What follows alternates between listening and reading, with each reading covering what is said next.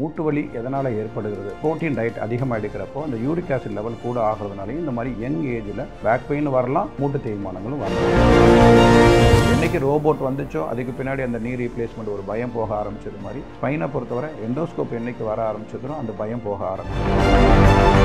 எனக்கு மூட்டு வலி சார், நான் வந்துட்டு கொலாஜன் அந்த மீட்டில் வந்து எடுத்து சாப்பிட்றேன்னு சொன்னீங்கல்ல, அந்த இதெல்லாம் கண்டிப்பாக இருக்காது. அது ட்ரீட்மெண்ட் போய் தான் ஆகும். டயட்டில் இருக்கக்கூடிய கொலாஜன் பெருசாக இருக்குமா அப்படின்னு சொன்னால் பெருசாக இருக்காது. இப்போ எலும்பு ஹீல் ஆகிறதுக்கு வரைய பிரண்டைன்லாம் கேள்விப்பட்டிருப்பேன். இப்போ அதுலேயே நிறைய டேப்லெட்ஸ் வந்து 80 kg இருக்கிறீங்க அப்படின்னு சொன்னால் ஒரு 70 கொண்டு வந்துட்டீங்க அப்படின்னு சொன்னால் இப்போ மூட்டு வலி 50% குறைஞ்சிடும். 8 போட்டு நடக்கிறதெல்லாம் லோடு அதிகமாகும்னு சொல்லுவோம். இதில் 8 போட்டில் தான் அவாய்ட் பண்ண தான். ரோபோட்டை ஏன் நாங்கள் இங்கே கொண்டு வந்திருக்கிறோம் அப்படின்னு சொன்னால் காஸ்ட்டை பார்த்து அவங்க பயப்படக்கூடாது அப்படிங்கிறதுனால கன்வென்ஷனல் மெத்தடில் என்ன காஸ்ட் இருக்குதோ அதே தான் ரோபோட்லையும் நான் கொடுக்குறேன். சென்னை, கோயம்புத்தூர், மதுரை, திருச்சி அது மாதிரி தானே இருக்கும் நார்மலாக. இப்போ பார்த்தீங்கன்னா மணப்பாறையில் ஒரு சின்ன ஊர்கள்லையும் ரோபோட் வருதுன்னா அந்த டெக்னாலஜி இங்கேயும் வரணும், இந்த மக்களுக்கும் கிடைக்கணும் அப்படிங்கிறது. அப்போ எனக்கு அந்த காஸ்ட் வந்து இங்கே தடுக்கக்கூடாது இல்லை, அதனால் நாங்கள் காஸ்ட் வந்துட்டு ஆல்மோஸ்ட் ஈக்குவல். வெகேனுட்ஸ் நேயர்களுக்கு வணக்கம், நான் தினேஷ். இன்றைக்கி நம்மளுடைய நேர்காணலில் இப்போ சமீப நாட்களில் நிறைய பேர் ஃபேஸ் பண்ணிகிட்டு இருக்கக்கூடிய ஒரு உடல் உபாதை தான் எலும்பு சார்ந்து இருக்கக்கூடிய பிரச்சனைகள்.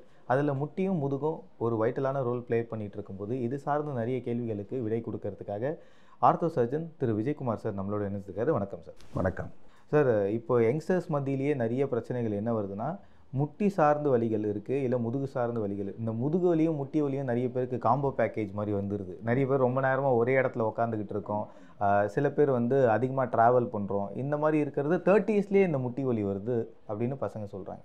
இது ஏன் ஏர்லி ஸ்டேஜில் இது ஸ்டார்ட் ஆகுதுன்னு நினைக்கிறீங்க? இப்போ மூட்டு வலி எதனால் ஏற்படுகிறது? ஃபஸ்ட்டு மூட்டு வலினா என்ன அப்படின்னு சொன்னால், நம்மளோட மூட்டில் இருக்கக்கூடிய அந்த ஜாயிண்டில் இருக்கக்கூடிய அந்த நீர்கள் வந்துட்டு அந்த லூப்ரிகன் ஃப்ளூயிட்னு சொல்லுவோம், அது வந்துட்டு கம்மியாகிறதுனாலையும் நம்மளோட ஆக்டிவிட்டீஸ் எதுவுமே இல்லை அப்படிங்கிறதுனால நம்மளோட மசில் பேலன்ஸ் எதுவுமே ஒரு இம்பேலன்ஸ் இருக்கக்கூடியது, மசில் ஸ்ட்ராங்காக முட்டியில் இருக்கக்கூடிய மசில்கள்லாம் எதுவும் ஸ்ட்ராங்காக இல்லை அப்படிங்கிறதுனாலையும் நம்மளோட வெயிட் அதிகமாகிறதுனால இப்போ லைஃப் ஸ்டைல் வந்துட்டு ஒரு செடன்டரி லைஃப், ஒரு இடத்துலையே ரொம்ப நேரம் உட்காந்துக்கிட்டு இருக்கிறது, எந்த ஒரு ஃபிசிக்கல் ஆக்டிவிட்டி இல்லாதது, எக்ஸசைசஸ் எதுவும் இல்லாதது, ஆக்சுவலாக டயட் ப்ராப்ளத்தினாலையும் ஃபிசிக்கல் ஆக்டிவிட்டினாலையும் ஒரு பார்ட்டு, ப்ளஸ் வியாதிகள்னால இந்த ரொமட்டாய்டு ஆர்த்ரைட்டிஸ்னாலையும் யூரிக் ஆசிட் நீங்கள் நிறைய மட்டன் ப்ரோட்டீன் டயட் அதிகமாக எடுக்கிறப்போ அந்த யூரிக் ஆசிட் லெவல் கூட ஆகிறதுனாலையும் இந்த மாதிரி யங் ஏஜில் பேக் பெயின் வரலாம், மூட்டு தேய்மானங்களும் வரலாம். அப்படிங்கிறது தான் அந்த யங் ஏஜில் இப்போ இருக்கக்கூடிய ஒரு பெரிய பிரச்சனைகளே. அது நிறைய ப்ரோட்டீன் எடுத்தால் கூட அதிகமாக ப்ரோட்டீன் எடுக்கிறதுனால அந்த ப்ரோட்டீன் டீக்ரடேஷனால் யூரிக் ஆசிட் அதிகமாகும், ஹைப்பர் யூரிசீமியான்னு சொல்லுவோம். அந்த யூரிக் ஆசிட் அதிகமாகறனால வரக்கூடிய பிரச்சனைகள் கவுட் ஆர்த்ரைட்டிஸ்,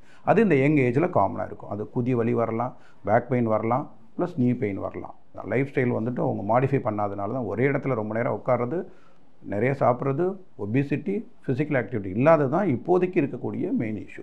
நீ ரீப்ளேஸ்மெண்ட் வந்து இப்போ அட்வான்ஸ் லெவலுக்கு வந்துருச்சு. ரொபாட்டிக் சர்ஜரி வரைக்கும் நம்ம அட்வான்ஸ் ஆகிட்டோம். பட் இப்போ இருக்கக்கூடிய அட்வான்ஸ் லெவலில் ரொபாட்டிக் சர்ஜரிலாம் நம்ம பண்ணுறோன்னா ஒரு நீ ரீப்ளேஸ் பண்ண பிறகு ஒரு பேஷண்ட் எப்படி இருக்கணும், அதோடைய லைஃப் ஸ்பேன் என்னவாக இருக்கும், அவங்களுடைய டூஸ் அண்ட் டோன்ஸ் என்னவாக இருக்குது சார்? இப்போது நீ ரீப்ளேஸ்மெண்ட் அப்படின்னாலே ஜாயிண்ட் ரீகன்ஸ்ட்ரக்ஷன் தான் சொல்லுவோம். திரும்ப நம்ம புது வீட்டை கட்டுறது மாதிரி, உடஞ்சி போன பழைய வீட்டை மாடிஃபை பண்ணி ஜாயிண்ட் ரீகன்ஸ்ட்ரக்டிவ் சர்ஜரி தான் இதுக்கு பேர். ஆக்சுவலாக ரீப்ளேஸ்மெண்ட் அப்படின்னா அப்படியே தூக்கிட்டு இன்னொன்று புதுசாக கொண்டாந்து ஒரு வீட்டையோ ஒரு இடத்துல நம்ம வைக்கிறது கிடையாது. இது எதுக்காகனா எல்லா கண்டிஷனுக்கும் இது பண்ணுறது கிடையாது, எல்லா ஆர்த்ரைட்டிஸ்க்கும் இது பண்ணுறது கிடையாது. ஆர்த்ரைட்டிஸில் பார்த்தீங்க அப்படின்னு சொன்னால் ஏர்லி ஸ்டேஜ் மொத்தம் 4 ஸ்டேஜ் இருக்கும். ஆக்சுவலாக இது பார்த்தீங்கன்னா 4 ஸ்டேஜில் இது வந்துட்டு ஸ்டேஜ் 1, 2, 3, 4ங்கிறது மாதிரி. ஸ்டேஜ் 1 and 2லலாம் பார்த்தீங்கன்னா உங்களோட இப்போ முன்னாடி சொன்னது மாதிரி தான் லைஃப் ஸ்டைல் மாடிஃபிகேஷன், உங்கள் diet, physical activity, proper exercises பண்ணினாலே மோஸ்ட்லி கொஞ்சம் அப்பப்போ பெயின் இருக்கிறப்ப ஒரு மெடிசன்ஸ் போட்டாலே உங்களுக்கு இந்த பெயின் மோஸ்ட்லி செட்டில் ஆகும். இது வந்து ஓல்டு ஏஜில் இருக்கக்கூடிய டீஜெனரேட்டிவ் ஆர்த்ரைட்டிஸ்னு சொல்லுவோம். யங் ஏஜ்லலாம் வருது எதுக்காக சார் அப்படின்னு சொன்னால் இந்த ரொமட்டாய்டு, யூரிக் ஆசிடு, இந்த சோரியாட்டிக் ஆர்த்ரைட்டிஸ்னால் வரக்கூடியது, ப்ளஸ் ஆங்கிலிசம் ஸ்பாண்டிலைட்டிஸில் வெரி யங் ஏஜ் 18 வயசுக்குள்ளே கூட ஆக்சுவலாக பெயின் வரும். அவங்கெல்லாம் வந்துட்டு நார்மல் மூட்டு தேய்மானம் எடுக்க முடியாது. அப்போ அவங்களுக்கான அந்த டெஸ்ட்லாம் பார்த்துட்டு அதெல்லாம் ஆங்கிலிசம் ஸ்பாண்டிலைட்டிஸ்னு சொல்லுவோம். அது அப்படியே இயற்கையாகவே வரக்கூடிய, அதாவது நம்ம ஃபேமிலி வகையாகவே வரும் ஆங்கிலிசம் ஸ்பாண்டிலைட்டிஸ்லாம். அது நம்ம யூரின் இன்ஃபெக்ஷன் இருந்துச்சுனாலும் ஆர்த்ரைட்டிஸ் வரலாம். இந்த மாதிரி ஆர்த்ரைட்டிஸ் எல்லாமே ஆக்சுவலாக ப்ரிவென்டபிள், நம்ம அவங்கள வந்து ட்ரீட் பண்ணலாம். ஆனால் டீஜெனரேஷன் அப்படிங்கிறது நம்மளோட ஏஜ்னால் வரக்கூடியது, வேர் அண்ட் டேர். ஏஜ் ஆக ஆக இது இப்போது ஆக்சுவலாக முன்னாடிலாம் 60 அந்த ஏஜ் குரூப்பில் தான் இது ஆக்சுவலாக வேர் அண்ட் டேர் ஆகி டீஜெனரேட்டிவ் ஆர்த்ரைட்டிஸுங்கிறது 60-65க்கு மேலே தான் இருக்கும். இப்போ ஒரு 38 to 40 இந்த ஏஜ் குரூப்லேயே அதிகமாக வர ஆரம்பிக்குது. ஆக்சுவலி இப்போ ரீப்ளேஸ்மெண்ட் அப்படின்னு சொன்னாலே எல்லாத்துக்கும் பண்ணுறது கிடையாது. 3 and 4 ஸ்டேஜ் ரொம்ப தேய்மானம் ஆகி ஒவ்வொரு முட்டும் ஒன்றோட ஒன்று உரசி கொஞ்சம் கூட அவங்களோட ஆக்டிவிட்டீஸை குறைக்கிறப்ப தான் இந்த ரோபோட்டிக் நீ ரீப்ளேஸ்மெண்ட் ஆக்சுவலாக நீ ரீப்ளேஸ்மெண்ட் பண்ணுவோம். இப்போ ரீசெண்ட் ட்ரெண்ட்ஸாக கொஞ்சம் ஒரு 3 to 4 years அந்த ரோபோட்டிக் நீ ரீப்ளேஸ்மெண்ட் ஒரு அட்வான்டேஜாக வந்து நம்மளுக்கு. ரீப்ளேஸ் பண்ண பிறகு எப்படி இருக்கும் அந்த எலும்புன்றது காட்டுங்க. ஆக்சுவலாக இதுதான் நார்மல் மூட்டு. இப்போது இது நம்மளுக்கு தேய்மானம் ஆகாதது. இப்போ இங்கே பார்த்தீங்கன்னா நல்லா தேஞ்சு அப்படியே இந்த கார்ட்லேஜ், அது ஆக்சுவலாக இதுதான் கார்ட்லேஜ்னு சொல்லுவோம். இந்த எலும்பில் கடைசி பார்த்திங்கன்னா நம்ம நார்மலாகவே இந்த சிக்கன்லாம் பார்த்திங்கன்னா கடைசி எட்ஜில் பார்த்திங்கன்னா வலுவலுன்னு இருக்கும், அதுதான் இந்த கார்ட்லேஜ்னு சொல்லுவோம். இதுவும் இது கார்ட்லேஜ், கீழேயும் கார்ட்லேஜ் இருக்கும், மெனிஸ்கஸ்னு சொல்லுவோம். இது வந்து நம்ம ஜாக் அப்சர்வர் மாதிரி. இப்போ இது பார்த்திங்க அப்படின்னு சொன்னால் இது நல்ல தேய்மானம் ஆகும். இது தேஞ்சு ஒன்றோட ஒன்று உரசிற இந்த மூட்டு வந்து இப்படி நல்ல பெண்ட் ஆகும். இப்போ நம்ம ரோபோவில் வந்துட்டு ஒன்லி தேஞ்சப்பட்ட இந்த போனை கூட பெரிய லெவலில் கட் பண்ணாது. ஒன்லி ஒரு 2 mm 3 mm up to maximum 9 mm வரை தான் ரோபோலலாம் ஆக்சுவலாக கட் பண்ணுவோம். இந்த எலும்புன்னு கூட சொல்ல முடியாது. இந்த தேஞ்சு போனால் கார்ட்லேஜை வந்துட்டு ஒரு அலைன்மெண்ட் எடுத்து கொடுத்துரும். இந்த ரோபோ மூலமாக இது நம்ம பண்ணுறதுனால சின்ன அந்த டிஃபெக்டை மட்டும் நம்ம கட் பண்ணி எடுத்துட்டு அதுக்கு பதிலாக தான் நம்ம இந்த மூட்டை மாற்றுவோம். மூட்டை மாற்றுறப்போ இதில் ஒரு இம்ப்ளான்ட் வச்சுருவோம், இதில் ஒரு இம்ப்ளான்ட் வச்சுருவோம். இதில் இருக்கக்கூடியது பார்த்தீங்க அப்படின்னு சொன்னால் இதுதான் இது மேலே இருக்கக்கூடிய இம்ப்ளான்ட்டு, கீழே இருக்கக்கூடிய டிபியா இம்ப்ளான்ட்டு, இதுதான் அந்த ஜாக் அப்சர்வர்னு சொல்லுவோம். இது வந்துட்டு ஆக்சுவலாக இப்போ இருக்கக்கூடிய ட்ரெண்டில் நியூ ட்ரெண்டு பார்த்தீங்க அப்படின்னு சொன்னால் ஒரு விட்டமின் இ பாலின்னு சொல்லுவோம். அப்போது அந்த வைக்கிறதுனால ஆக்சுவலாக தேய்மானங்கள் வந்து இதுதான் நம்மளுக்கு தெரியும் ஃபியூச்சர்லேயும். இப்போ இதனோட லாங்கிவிட்டி லைஃப் ஸ்பேன் பற்றி கேட்டிங்க. இப்போ லைஃப் ஸ்பேன் பார்த்தீங்க அப்படின்னா மேக்ஸிமம் பார்த்தீங்கன்னா நம்ம யூஸ் பண்ணுறது எல்லாமே இப்போ இம்போர்ட்டட் நீ ஆக்சுவலாக யூஸ் பண்ணுறப்போ ஆக்சுவலாக யூஎஸ் டெக்னாலஜி நீ ரீப்ளேஸ்மெண்ட் தான் நம்மளுக்கு ரொட்டீனாக ரோபோவில் நடக்கிறது. அதனோட லைஃப் வந்துட்டு 20 to 25 years ஆக்சுவலாக பேப்பர்ஸ் இருக்குது. ஆனால் இப்போ ரோபோவில் பண்ணுறதுனால அலைன்மெண்ட் வந்து பக்காவாக இருக்கும். ஒரு ப்ரிசிஷனோட ஒரு பக்கா அலைன்மெண்ட்டில் இருக்கிறப்ப தேய்மானங்கள் இன்னும் கண்டிப்பாக ஆக போகிறது இல்லை. செயற்கை மூட்டிலையும் தேயும், இயற்கை மூட்டு மட்டும் இல்லை செயற்கை மூட்டிலையும் தேயும். அப்போது அது ஒரு 20 to 25 இன்னும் ஒரு 5 to 10 years கூடலாம், மேக்ஸிமம் ஒரு 30 years வரை வரலாம் அப்படிங்கிறது மாதிரி தான். நம்ம ஏஜ் ஒரு 50 இப்போ ஆகுது அப்படின்னு சொன்னால் 45-50 வயசுலையும் நம்மளால் ரீப்ளேஸ்மெண்ட் பண்ண முடியும். ரொம்ப யங் ஏஜில் ரீப்ளேஸ்மெண்ட் அப்படின்னு பார்த்தீங்கன்னா ஆக்சுவலாக பார்ஷியல் நீ ரீப்ளேஸ்மெண்ட்னு ஒன்று இருக்குது. ஆக்சுவலாக இது வந்து டோட்டல் நீ ரீப்ளேஸ்மெண்ட்டு. பார்ஷியல் அப்படின்னு சொன்னால் ஒரு பார்ட்டை மட்டும் நம்மளுக்கு காமனாக தேய்மானம் ஆகிறது பார்த்தீங்க அப்படின்னு சொன்னால் உள் பக்கம் தான். இதுதான் போனோட உள் பக்கம். நிறைய பேருக்கு ஆக்சுவலாக பெயின் மூட்டில் பார்த்தீங்கன்னா நம்மளோட உள் பக்கத்தில் தான் பெயின் சொல்லுவாங்க எழுந்திரிச்சு நிற்கிறப்போ. ஏன்னா நம்ம லோடு எல்லாமே அங்கே தான் விழுகும், நம்மளோட ஆக்சஸ் ஒர்க் வந்து நம்மளோட வெயிட் எல்லாமே அங்கே விழுகும். அப்போ இந்த ஒரு பார்ட் தான் அதிகமாக தேயும், இந்த உள்பக்க பார்ட். ஆக்சுவலாக இங்கே இந்த உள்பக்க பார்ட்டு மட்டும் நம்மளுக்கு தேயும். இந்த உள்பக்க பார்ட்டு தேயிறப்ப என்ன ஆகும் அப்படின்னு சொன்னால் இதை மட்டும் மாற்றுறது. அது எவ்வளோ தான் காம்பீட் பண்ணும் சார்? ஏன்னா இது வந்து ஒரு ஃபாரின் பாடி வைக்கிறீங்க, நீங்கள் வந்து வேறு ஒரு மெட்டலோ ஸ்டீலோ உள்ளே வைக்கும்போது ஒன்று வந்து ஆர்கானிக்காக இருக்கக்கூடிய விஷயங்கள் அதுக்கு ஈக்குவலாக இருக்குமா? அது இந்த மெட்டீரியல் பார்த்தீங்கன்னா வேர்ல்டு நம்பர் 1 ஆக்சுவலாக COCRன்னு சொல்லுவோம். ஆக்சுவலாக கோபால்ட் குரோமே ஹைலி பாலிஷ்டு. ப்ளஸ் இந்தது பார்த்தீங்கன்னா விட்டமின் இ பாலி சொல்லுவோம். அப்படிங்கிறப்போ அது எல்லாமே நம்ம நேச்சருக்கு ஈக்குவலாக, ஆல்மோஸ்ட் நேச்சருக்கு ஈக்குவலாக இந்த கார்ட்லேஜ் எந்த அளவுக்கு நம்மளுக்கு இருக்கக்கூடியதோ அதே அளவுக்கு தான் இங்கேயும் பண்ணி கொடுத்துட்ருக்கணும். அந்த மூமெண்ட்டு பார்த்திங்கன்னா இந்த எவ்வளோ நம்மளுக்கு அந்த ஸ்மூத் அந்த கிளைடிங் மூமெண்ட், அந்த கார்ட்லேஜுங்கிறது வலுவலுன்னு தானே இருக்கும், எலும்போட எட்ஜ் பார்த்திங்கன்னா வலுவலுன்னு இருக்கும்ல, அதே போல் தான் இதுவும் ஒரு பாலிஷ்டு ஹைலி பாலிஷ்டு ப்ளஸ் இங்கே விட்டமின் இ பாலிங்கிறப்போ அந்த மூமெண்ட்டு கிளைடிங் மூமெண்ட் பக்காவாக இருக்கும். அதுதான் அந்த அளவுக்கு பேலன்ஸ். ஆமாம், எதுவுமே தெரியாது. ஆக்சுவலாக நீங்கள் என்னென்னா இப்போ ஒரு 60-65 பண்ணக்கூடியது ஆல்மோஸ்ட் உங்களுக்கு 30 வயசில் இருக்கக்கூடிய அந்த மூட்டு கண்டிப்பாக கிடைக்கும் அப்படிங்கிறது தான். முட்டி சார்ந்து இருக்கக்கூடிய பிரச்சனைகள் அடுத்த கட்டமாக முதுகு சார்ந்து இருக்கக்கூடிய பிரச்சனைகள். இப்போ வந்து லைக் எண்டோஸ்கோப்பி மூலியமாலாம் பெருசாக ஆப்ரேஷன் வந்து அறுத்து பெருசாக பண்ண வேணாம், சிம்பிளான 2-3 இடத்துல நம்ம வந்து ஹோல்ஸ் போட்டே பண்ண முடியுன்ற ஆப்ஷன்ஸ் இருக்குது. ஸோ அந்த மாதிரி முதுகு ஸ்பைன் வந்து ரொம்ப பெருசாக இருக்கும்போது ஸ்பைனில் நடக்கக்கூடிய பிரச்சனைகள் என்ன, அந்த மாதிரி ஆப்ரேஷன் பண்ணால் பேஷண்ட்ஸ் அடுத்த நாள் எப்படி அவங்க இயல்பு வாழ்க்கைக்கு போகலாம்? ஆமாம், நல்ல கொஸ்டின். ஆக்சுவலாக நான் ஒரு எண்டோஸ்கோபிக் ஸ்பைன் சர்ஜன் தான். ஆக்சுவலாக நம்ம சென்டர் ஆக்சுவலாக நல்ல ரோபோட்டிக்ஸ் ஜாயிண்ட் ரீப்ளேஸ்மெண்ட் சென்டர் தான். அதே மாதிரி ஸ்பைனை பொறுத்தவரையும் எண்டோஸ்கோப்போட மெயின் ரோல் இப்போதைக்கு ப்ளே பண்ணுது. எந்த அளவுக்கு டெக்னாலஜியில் பார்த்தீங்கன்னா நீயை பொறுத்தவரை சர்ஜரி தான் எண்ட் பாயிண்ட் அப்படின்னு வர்ற ஒரு சுச்சுவேஷனில் எல்லாத்துக்கும் நடக்க போகிறது கிடையாது. மூட்டை பொறுத்தவரை இப்போ ஒரு 100 பேர் பார்க்குறோம் அப்படின்னு சொன்னால் 100 பேர்த்தில் ஒரு 5லேருந்து ஒரு 10 பேர் மட்டும்தான் சர்ஜரிக்குள்ளே போவாங்க. முன்னாடிலாம் ஓப்பன் பண்ணி பண்ணக்கூடிய கன்வென்ஷனல் மெத்தடில் இந்த ரீப்ளேஸ்மெண்ட் பார்த்தீங்கன்னா 90% நல்ல ரிசல்ட் இருக்கும். இப்போது ரோபோட்டில் பண்ணக்கூடியது அந்த ப்ரிசிஷன், அக்யூரசி, அலைன்மெண்ட் எல்லாம் பக்காவாக இருக்கிறதுனால அதனோட ரிசல்ட் பார்த்தீங்கன்னா 100% இருக்குது. அப்படிங்கிறது மாதிரி தான் இப்போதைக்கு இருக்கக்கூடிய சப்போர்ட். எல்லா டாக்குமெண்ட்டுமே நம்மளுக்கு சப்போர்ட் பண்ணுது. அந்த மொபிலிட்டிக்கு நீ ஜாயிண்ட் எவ்வளோ முக்கியமோ அதே மாதிரி நம்மளோட ஹிப் ஜாயிண்ட் ரொம்ப முக்கியம், அதே மாதிரி ஸ்பைனும் முக்கியம். இப்போ எந்த பேஷண்ட்டுமே எங்களுக்கு நீ ஜாயிண்டில் பெயின் சொல்கிறாங்க அப்படின்னு சொன்னால் நாங்கள் ஸ்பைனையும் தான் ஃபஸ்ட்டு எடுப்போம். ஏன்னா நீயே சர்ஜரி பண்ணிவிட்டு சரி ஒன்லி எக்ஸ்ரே எடுப்போம், நீ ரீப்ளேஸ்மெண்ட் பண்ணுவோம், கடைசியில் பேஷண்ட் நடக்காது. என்னடான்னு பார்த்தீங்கன்னா ஸ்பைனில் ப்ராப்ளம் இருக்கும். அப்போ அந்த ஸ்பைன் இஷ்யூவையும் ஃபஸ்ட்டு மேலேருந்து தான் அட்ரஸ் பண்ண சொல்லுவோம். இதே போல் தான் இதுக்கும் ஸ்பைன்லேயும் ஏன் சார் இஷ்யூ ஆகுது அப்படின்னு சொன்னால் இதே மாதிரி தான் லைஃப் ஸ்டைல் மாடிஃபிகேஷன், ஏஜ்னாலேயே இந்த டிஜென்ரேஷன் வரலாம். அப்போது அவங்களுக்கு பார்த்தீங்க அப்படின்னு சொன்னால் இப்போ எம்ஆர்ஐ பார்த்துட்டு நல்லா அந்த ஜவ்வு பிரச்சனை இந்த ஜவ்வு பிரச்சனை எல்லாமே இருக்கும். ஒரு 5 பாயிண்ட் நிறைய பேஷண்ட் எங்கள்கிட்டயே எம்ஆர்ஐ ரிப்போர்ட்டை பார்த்துட்டு சார் இவ்வளோ இருக்கே சார் அப்படின்னு. பேஷண்ட்டுக்கு இத்தனை ப்ராப்ளத்தில் எது இவங்களோட ப்ராப்ளம் அப்படின்னு இதுதான் சிக்னிஃபிகண்ட் அப்படிங்கிற வார்த்தையை நாங்கள் யூஸ் பண்ணுவோம்.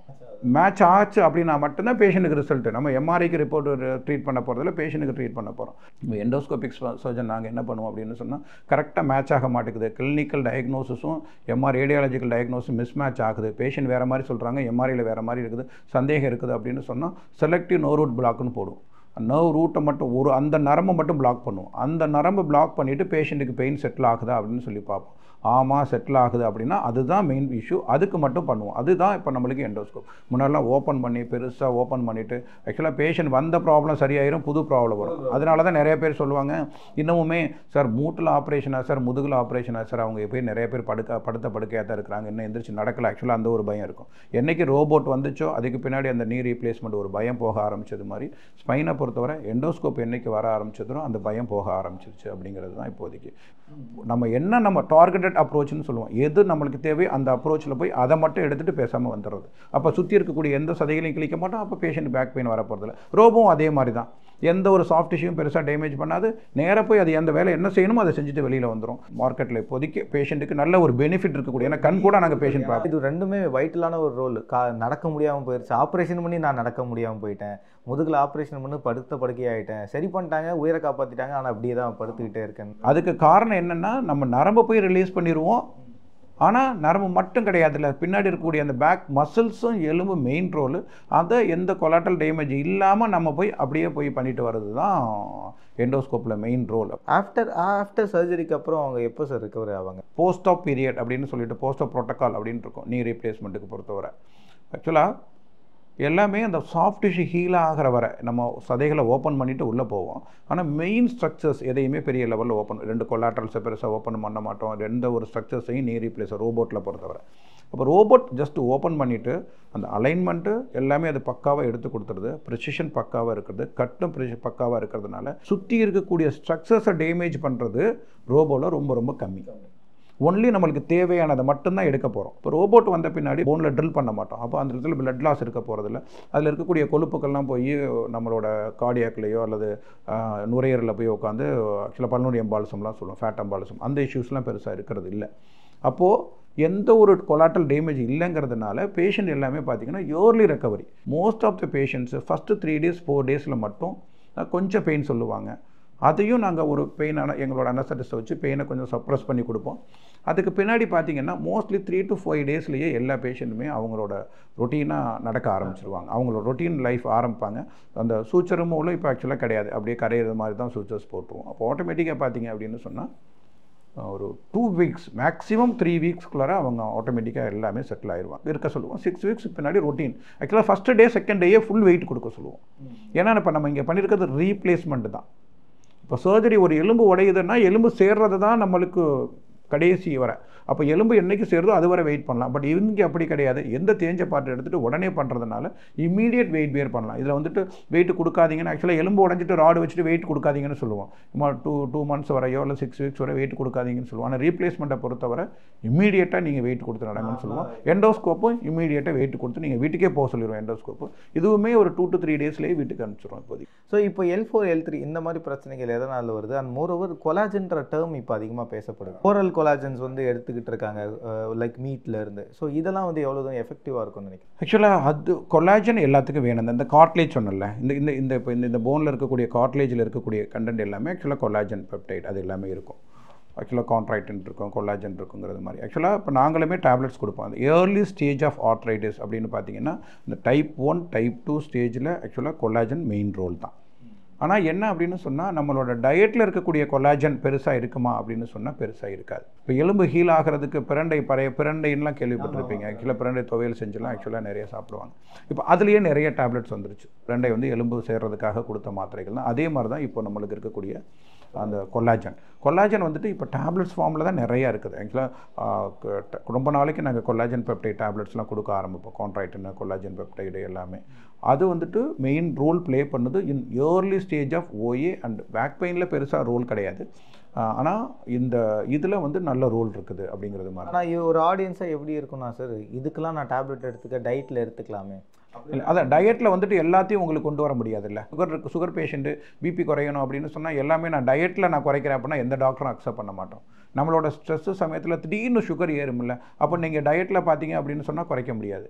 இப்போ சர்ஜரி பண்ண போகிறோம் அப்படின்னு சொன்னால் டேப்லெட் இருக்கக்கூடிய சுகர் பேஷண்ட்டுக்கே டேப்லெட் எடுத்துகிட்டு இருப்பாங்க, நாங்கள் இன்சுலின் போவோம். ஏன்னா அந்த ஒரு ஸ்ட்ரெஸ்ஸை வந்து கண்ட்ரோல் பண்ணுறது இன்சுலினில் மட்டும்தான். அப்போ இதுலேயே எது பெஸ்ட் அப்படின்னு இருக்குதுல்ல, அவ்வளோ மோர் இருக்கக்கூடிய கொல்லாஜன் இங்கே கிடைக்கும், உங்களுக்கு டேப்லெட்டு தானே கிடைக்கும், டயட்டில் நம்மளால் கிடைக்க முடியாதுல்ல. அப்போது நீடி பீப்புள் எல்லாத்துக்குமே நீங்கள் அதை எடுத்துக்கணும் அப்படிங்கிறதெல்லாம் கிடையாது. நீங்கள் ஹெல்த்தி டயட் எடுத்துக்கோங்க, ஃபாஸ்ட் ஃபுட்டை அவாய்ட் பண்ணிவிட்டு நார்மல் வெஜிடபிள்ஸ் அந்த ஆக்சுவலாக பேலன்ஸ்டு டயட் நீங்கள் எடுத்துக்கிட்டீங்க அப்படின்னு சொன்னால், இப்போ கார்போ டோட்டலாக அவாய்ட் பண்ணிட்டு ப்ரோட்டீன் டயட் போகிறீங்களா, அதுவுமே நம்மளுக்கு ஆக்சுவலாக தேவையில்லாத ஒரு இஷ்யூஸ் தான் வருதுங்கிறாங்க. அப்போது உங்களை டயட் மட்டும்தான். டயட் என்ன அப்படின்னு சொன்னால் ஒரு ப்ரிவென்ட் பண்ணிக்கும். பட் பிரச்சனைன்னு வந்த பின்னாடி எனக்கு மூட்டு வலி சார், நான் வந்துட்டு கொல்லாஜன் அந்த மீட்லேருந்து எடுத்து சாப்பிட்றேன்னு சொன்னீங்கல்ல, அந்த இதெல்லாம் கண்டிப்பாக இருக்காது. அது ட்ரீட்மெண்ட் போய் தான் ஆகணும். நீங்கள் கொஞ்சம் டயட் மாடிஃபை பண்ண ஆரம்பிச்சிடலாம், வெயிட் ரிடக்ஷன் பண்ணலாம், வாக்கிங் போகலாம். இந்த மாதிரி தான் நீங்கள் போய் பண்ணணும் ஒழிய, நீங்கள் கொல்லாஜனுக்கு கொடுக்கக்கூடிய இம்பார்ட்டன்ஸை நீங்கள் உங்கள் லைஃப் ஸ்டைல் மாடிஃபிகேஷன் கொடுத்தீங்க அப்படின்னு சொன்னால் நல்ல ரிசல்ட்டே இருக்கும். ஆக்சுவலாக ஒன்று சொல்லுவோம், அவங்க வெயிட்டில் 10% வெயிட் ரிடக்ஷன் யார் பண்ணுறாங்களோ 50% ஆக்சுவலாக சிம்டம் ரிலீவ் ஆகும், பெயின் ரிலீவ் ஆகுங்கிறது தான். இப்போ பேக் பெயின் இருக்குதா, 50% குறைஞ்சிட்டாலே அவன் சந்தோஷமாக தானே ரொட்டீன் ஒர்க்கை பண்ணுவாங்க. இப்போ மூட்டு வலி 50% குறைஞ்சிடும். இப்போ நீங்கள் 80 kg இருக்கிறீங்க அப்படின்னு சொன்னால் ஒரு 73 கொண்டு வர்றீங்க, 72 கொண்டு வர்றீங்க அப்படின்னு சொன்னாலே 70 கொண்டு வந்துட்டீங்க அப்படின்னு சொன்னால் நல்ல பேஷண்ட், அவ்வளோ ஒரு பெயின் ஃப்ரீ இருக்கும். பேஷண்ட் மோஸ்ட்லி சிம்டம் குறைஞ்சிடும். அதனால் வெயிட் ரிடக்ஷன் தான் மெயின், அப்புறம் தான் டயட். இது ரெண்டும் தான் மெயின் ரோலை உடைய. இந்த மாதிரி சப்ளிமெண்ட் டயட் அப்படிங்கிறதெல்லாம் பெரிய ரோல் இருக்காது அப்படிங்கிறது மாதிரி தான் சொல்லுவோம். டேப்லெட்டுமே பெருசாக ரோல் இருக்காது. நிறைய பேருக்கு அவங்களுக்கே தெரிய வரும். அவங்க செல்ஃப் அனலைஸ்ன்னு ஒரு பாயிண்ட் இருக்கும்.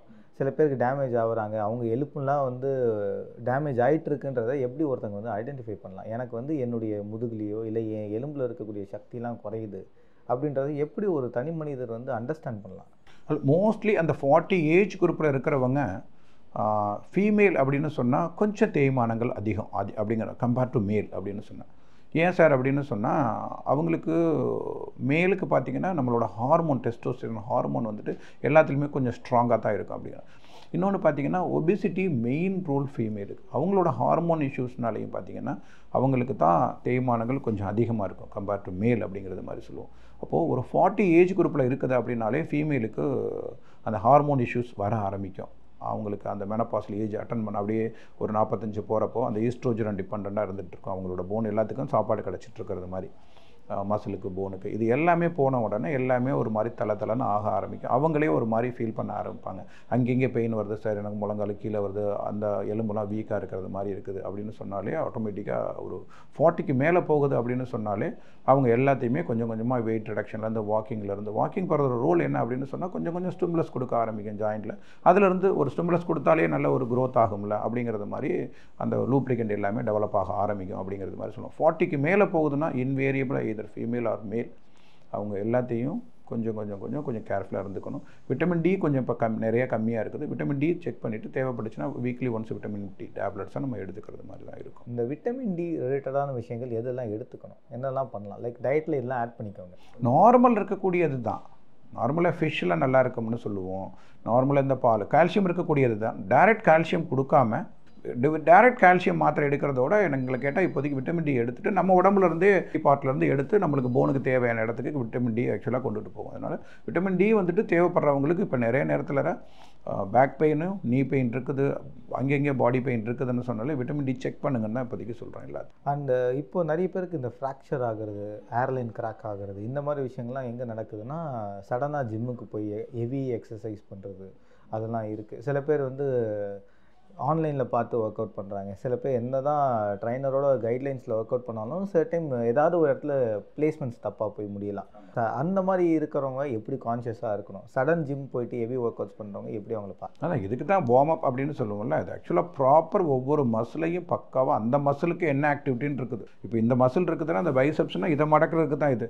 இதை வச்சுட்டு நீங்கள் வேறு ஏதாச்சும் அந்த மூமெண்ட்டை கொடுக்குறப்போ வேறு ஏதாச்சும் இந்த ஒரு மூமெண்ட்டை கொடுக்குறப்போ ஆக்சுவலாக ஜவ்வு பிக்க தான் செய்யும். ஃப்ராக்சர்ஸ் அப்படிங்கிறதோட மசில் டேர் ஆக்சுவலாக மசில் ஸ்ப்ரெயின் ஆகிறது சொல்லுவோம். ஆக்சுவலாக லிகமெண்ட்டை வந்துட்டு ஸ்ப்ரெயின் ஆகும், மசில் வந்து ஸ்ட்ரெயின் ஆகும் அப்படின்னு சொல்லுவோம்.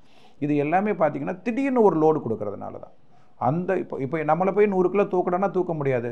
பட் வெயிட் லிஃப்ட் பண்ணுறவங்க ஆட்டோமேட்டிக்காக 120 கேஜி கொடுக்க முடியல. அப்போ அந்தளவுக்கு அந்த மசிலை ஸ்ட்ரென்தன் பண்ணிவிட்டு நீங்கள் எந்த ஒரு வெயிட்டு தூக்கணும். இன்றைக்கி நான் தூக்கிடுறேன் வெயிட்டை, இன்றைக்கி 10 கிலோ தூக்கிறேன், 20 கிலோ தூக்கியிருக்கிறேன், நாளைக்கு 40 கிலோ தூக்குறேன்னா உங்களால் தூக்க முடியாது. அதே மாதிரி அன்வான்ட் ஏதாவது ஒரு ட்விஸ்டிங் மூமெண்ட்டை நீங்கள் கண்டிப்பாக அவாய்ட் பண்ணணும். இப்போ இருக்கக்கூடிய பீரியட்ஸ்லாம் பார்த்தீங்கன்னா இது மேலே ஷட்டில் கார்க்கு ஒரு மூமெண்ட்லாம் டக்குன்னு கொடுக்காதீங்க அப்படின்னு சொல்லுவோம். டப்புன்னு ஓடி போய் எடுக்கிறது வந்துட்டு டக்குன்னு அந்த ஜவ்வு ஈஸியாக பிச்சுக்குது. அதே மாதிரி இந்த 8 போட்டு நடக்கிறதெல்லாம் லோடு அதிகமாகும்னு சொல்லுவோம். எல்லாமே பார்த்தீங்கன்னா லோடு வந்து ஒரு பக்கம் இருக்கக்கூடாதுன்னு சொல்லுவோம். முடிஞ்சளவு 8 போட்டில் தான் அவாய்ட் பண்ண தான். இந்த 8 போட்டு நடக்கிற ட்ரெண்டாக இருக்குமே சார் நிறைய. அது இப்போ ஆல்மோஸ்ட் மாற தான் செய்யுது. ஆக்சுவலாக 8 போகிறது ஷார்ட் டிஸ்டன்ஸ்லேயே சுற்றிட்டே இருக்கிறோம்ல. அப்போ நீங்கள் போகும் அப்படி திரும்புறீங்க, இப்போ திரும்புறீங்க அப்படிங்கிறப்போ ஒரு பக்கம் மட்டும் லோடு விழுந்துகிட்டே இருக்கும். ஒரு பக்கம் லோடு விழுகிறப்ப நம்ம மூட்டு வந்து ஒரு பக்கம் மட்டும் லோடு விழுகிறப்ப தேய்மானங்கள் ஆகிட்டே இருக்கும். இதே பார்த்தீங்க அப்படின்னா அக்யூட் லாங் கர்வ் தான் போகணும். வாக்கிங்னாலுமே போயிட்டு அப்படியே தான் திரும்பணும். நம்ம அந்த 400 மீட்ரு கிரவுண்ட் இருக்குல்ல, அது மாதிரி தான் அக்யூட்டாக திரும்பாமல் அப்படியே சுற்றினோம்னா மட்டும்தான் நம்மளுக்கு லோடு பெருசாக விழுகாது. இல்லாட்டி பார்த்தீங்கன்னா ஜாயிண்ட்லாம் டக்குன்னு போய் திரும்புகிறப்போ உங்களுக்கு எல்லாமே பெண்ட் அடிச்சுட்டே தான் இருக்கும். அப்படிங்கிறதுனால தான் இந்த அக்யூட் மூவ்மெண்ட் டக்குன்னு ஒரு சில மூவ்மெண்ட்லாம் முடிஞ்சளவு ஓல்டு கொஞ்சம் ஏஜில் ஒரு 40 to 50க்கு மேலெல்லாம் கொஞ்சம் கேர்ஃபுல்லாகவே இருங்க அவங்களோட ஆக்டிவிட்டீஸ். அப்படி சார் இப்போது நிறைய விஷயங்கள் பேசும்போது மெடிசன் அட்வான்ஸ் ஆக ஆக மக்களுக்கு என்ன பயம் வருது தான், ஃபீஸ் வந்து அதிகமாக இருக்குமோ, நம்மளுக்கு பிரச்சனை இருக்குது, அதுக்கு தீர்வு ரோபோட்டிக் சர்ஜரி தான் தெரியும், ஆனால் எக்ஸ்பென்சிவாக இருக்குமோன்னு சொல்லிட்டு நிறைய பேர் வந்து அப்ரோச் பண்ணி யோசிப்பாங்க. ஸோ மார்க்கெட்டில் ரோபோட்டிக் சர்ஜரி காமன் பீப்புளால், ஒரு மிடில் கிளாஸ் பீப்புளால் பண்ண முடியுமா? ஆக்சுவலாக ரோபோட்டிக் நீ ரீப்ளேஸ்மெண்ட் அப்படிங்கிறது பார்த்திங்கன்னா கன்வென்ஷனல் மெத்தடில் ஒரு ரொட்டீன் சர்ஜரி என்னவோ அதே இம்ப்ளான்ட் தான் இப்போதைக்கு ரோபோட்டுக்கும். இம்ப்ளான்ட் பொறுத்தவரை சேம் இம்ப்ளான்ட் தான். அப்போது இம்ப்ளான்ட் காஸ்ட் அப்படின்னு சொல்கிறதுல ஒரு பெரிய டிஃபர் ஆகாது. என்ன ஓப்பனில் அதாவது கன்வென்ஷனில் ரொட்டீன் பண்ணக்கூடிய சர்ஜரிக்கு அதே இம்ப்ளான்ட்டு, அதே சர்ஜன், அதே மெடிசன்ஸ், இதுதான் ஒரு பார்ட். அப்போ எக்ஸ்ட்ரா காஸ்ட் நம்மளுக்கு எதில் வருது அப்படின்னு சொல்லி பார்த்தீங்கன்னா நம்மளோட ரோபோட் காஸ்ட் தான். அதை ப்ளஸ் அதுக்கு யூஸ் பண்ணக்கூடிய கன்சியூமபிள்ஸ் கொஞ்சம் காஸ்ட்லி வரும். அதோட அட்வான்டேஜ்னு பார்த்தீங்க அப்படின்னு சொன்னால் இந்த மாதிரி தான் சீக்கிரம் ரெக்கவரி, லாங்கிவிட்டி இம்ப்ளான்ட் எல்லாமே இருக்கிறப்போ கொலாட்ரல் டேமேஜ் எதுவுமே இருக்காது. அவங்களுக்கு நல்லாவே ஒரு சீக்கிரம் மூவ்மெண்ட், ஃபுல் மூவ்மெண்ட் கிடைக்கும். ஆக்சுவலாக 135 டிகிரி மூவ்மெண்ட் கிடைக்குது. அப்படிங்கிறதுனால அதே என்ன ரேட்டு தான் நாங்கள் ரோபோட்டில் இருக்கக்கூடியதுக்கு கொடுப்போம். ஏன்னா ஒர்க் வைஸும் அது வந்து அவங்க வேறு எந்த ஒரு பிரச்சனையும் வராமல், எந்த ஒரு அவங்களுக்கு எந்த ஒரு டேமேஜ் இல்லைங்கிறதுனால ஆக்சுவலாக இது மாதிரி பண்ணுறோம். பட் காமனாக சென்னை, கோயம்புத்தூர், மதுரை, திருச்சி அது மாதிரி தானே இருக்கும் நார்மலாக. இப்போ பார்த்தீங்கன்னா மணப்பாறையில் ஒரு சின்ன ஊர்கள்லையும் ரோபோட் வருதுன்னா அந்த டெக்னாலஜி இங்கேயும் வரணும், இந்த மக்களுக்கும் கிடைக்கணும் அப்படிங்கிறப்ப அப்போது எனக்கு அந்த காஸ்ட் வந்து இங்கே தடுக்கக்கூடாதுல்ல. அதனால் நாங்கள் காஸ்ட்டை வந்துட்டு ஆல்மோஸ்ட் ஈக்குவலாக வச்சுட்டோம். அதனால எங்களுக்கு ஒன்றும் பெரிய இதெல்லாம் இல்லை அப்படிங்கிறது. ஸோ ஓவரால் மக்களுக்கு மத்தியில் ரொபோட்டிக் சர்ஜரியில் இருக்கக்கூடிய பெனிஃபிட்ஸ் பற்றியும், மக்கள் அவங்களுடைய இயல்பான வாழ்க்கையில் எப்படி அவங்களுடைய எலும்பு சார்ந்து இருக்கக்கூடிய விஷயங்கள்லாம் பத்திரமா பார்த்துக்கணுன்றதை அவேர்னஸாக கொடுத்தீங்க. ரொம்ப நன்றி. ரொம்ப நன்றி. தேங்க்யூ.